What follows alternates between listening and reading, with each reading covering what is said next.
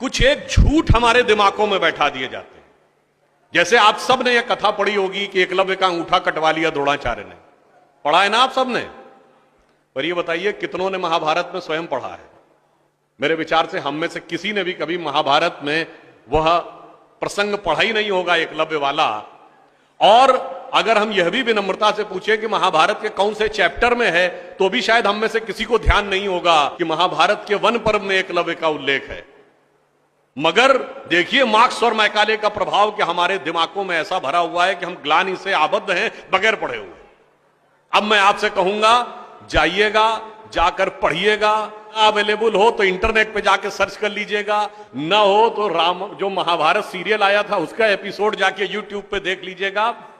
कि किस्सा यह था कि जब आपको चाहे आपने कथा सुनी होगी कि कुत्ते का मुंह बाणों से भर गया था जो एकलव्य ने तीर चलाए थे, और जब वह तीर अर्जुन निकालते हैं तो उस कुत्ते के मुंह में एक खरोंच तक उस बाण से नहीं आई होती है, तो वो चौंक जाते हैं क्योंकि ये सामान्य तीर नहीं है। उन्होंने कहा तो दिव्य अस्त्र है कि मुंह में पूरा तीर से भर गया मुंह और इसके बाद भी एक खरोंच नहीं आई। आप कहेंगे दिव्यास्त्र का मतलब क्या?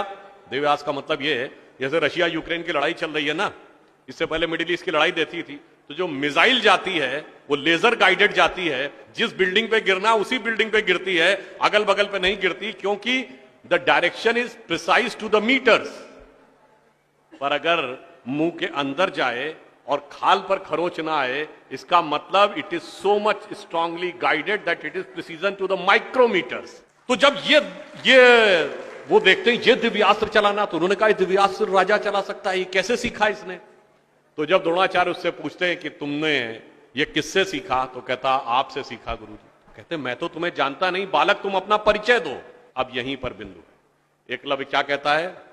मैं मगध नरेश जरासंध के प्रधान सेनापति हिरण्य धनु का पुत्र एकलव्य। अरे वो मगध के chief of the arm forces का बेटा था। यदि आप ये कह रहे हैं कि वनवासी था, तो ये भी पूरा वाक्य तो पूरा करो कि वो सेना अध्यक्ष था। मगर देखिए कितनी चालाकी से छुपा लिया आधे तथ्य को, और उसके बाद हमारे दिमागों में भर दिया कि ये बहुत गलत किया गया।